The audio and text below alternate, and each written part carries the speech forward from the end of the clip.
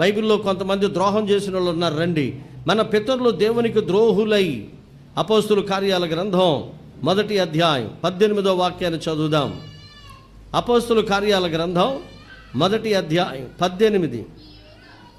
ఈ యోధ ద్రోహము వలన సంపాదించిన రోకలనిచ్చి ఒక పొలమును కొన్నాడు. అతడు తలక్రిందులుగా బడి నడిమికి బద్దలైనందున అతని పేగులన్నీ బయటికి వచ్చెను. అది ఇస్కరియోతు యోధ ఎవరు? యేసుప్రభు శిష్యుల్లో మాట్లాడండి. యేసుప్రభు శిష్యుల్లో ఆయన ఒక శిష్యుడు. యేసుప్రభుకి ఎంతమంది శిష్యులు ఉన్నారు? 12 మంది శిష్యులు ఉన్నారు. ఈ యోధ లాస్టోడు. ఈ యోధట యేసుప్రభుకి ఏం చేశాడు? ద్రోహం చేసి సంపాదించాడంట. ఇవాళ మనుషుల సంపాదన అదే కదా, అర్థమైందా? మనుషుల సంపాదన అదే, ద్రోహం చేసి సంపాదించడమే.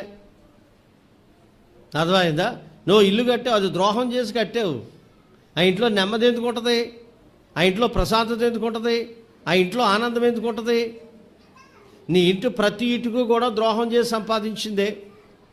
మొన్న ఒక ఇంటికి వెళ్తే అబ్బాయి చెప్తున్నాడు, అయ్యగారు నా ఇంటికి కట్టిన, నా ఇంట్లో ఉన్న లేకపోతే గోడలో ఉన్న ప్రతి ఇటుక ఏం చెప్పుద్దంటే నీతి చెప్పుద్దండి. నేను కష్టపడి సంపాదించిన డబ్బులతో కట్టానండి ఇల్లు, అందుకే నేను నేల మీద పడుకున్న ప్రశాంతంగా పడుకుంటానండి, నేను ఎక్కడ పడుకున్నా ప్రశాంతంగా నిద్రపోతానండి. కారణం ఏంటంటే యథార్థంగా కట్టాను ఇల్లు. నువ్వు వస్తువు సంపాదించావంటే ద్రోహం చేత సంపాదించిందే కదా. ఏమైనా కష్టపడ్డావా నువ్వు? నేను రక్తం చిందించావా? చెమటూర్చావా? ఇస్కరియోతు యోధ పొలం సంపాదించాడంటే ఎలా సంపాదించాడు? యేసుప్రభుని అమ్మేసి ద్రోహం చేసి సంపాదించాడు. మరి నీ సంగతి ఏంటి? మన పితరులు దేవునికి ఏం చేశారని ఉంది? ద్రోహం చేస్తున్నావు. నీ భర్తకు ద్రోహం చేస్తున్నావు, గుర్తుపెట్టుకో. కుళ్ళిపోతావు నువ్వు నన్ను అడిగితేనే. నీ శరీరం కుళ్ళిపోదు ఏదో రోజుని, నీ బాడీ కుళ్ళిపోదు ఏదో రోజుని.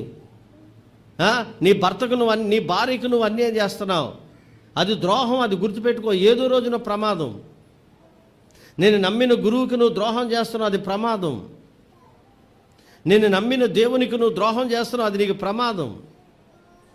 మన పితరులు ద్రోహులైపోయారు. మేలు చేస్తేనేమో దేవుడా, కీడు జరిగితేనేమో పార్టీ పేరయంతావా? ఇది ఎక్కడ భక్తి అండి? చావైనా బ్రతుకైనా, ఏది వచ్చినా, ఏమి ఇవ్వచ్చినా, ఏది ఇవ్వకపోయినా, యోబు లాంటి శ్రమలు వచ్చినా ప్రభువుని వెంబడించాలి. అది భక్తి అంటే. ఎంతకాలం ద్రోహం చేసి బతుకుతావు? ఎంతకాలం మోసం చేసి బ్రతుకుతావు?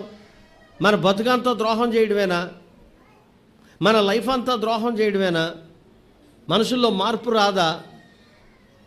ద్రోహం చేసే మనసు ఉందంట మనుషులకి. ఇర్మియా గ్రంథం 5వ అధ్యాయానికి రండి. ఇర్మియా గ్రంథంలో 5వ అధ్యాయం ఏం చెప్తుందో ఒకసారి మీరు బైబిల్ దగ్గరికి వస్తారు. 5వ అధ్యాయం 23. ఈ జనులు తిరుగుబాటును ద్రోహమును చేయు మనసో గలవారు, వారు తిరుగుబాటు చేయుచు తొలగిపోవచ్చున్నారు. ఈ జనులు తిరుగుబాటును, రెండోది ద్రోహము చేయు మనసు గలవారంట. మరి ఆ మనసు మారాలి కదా. ద్రోహం చేసే మనసు మారాలి కదండి. ద్రోహం చేసే మనస్తత్వం నుండి నువ్వు బయటికి రావాలి కదండి. ప్రభా, ఎవరికి నేను ద్రోహం చేయకుండా సహాయం చేయ ప్రభా అని ప్రార్థన చేసుకోవాలి కదండి. కాబట్టి మనోడు చెప్తున్నాడు, హిజ్కియా అక్కడ ఉన్న యూదులతో చెప్తున్నాడు, మన పితరులు ద్రోహం చేశారు మన దేవునికి.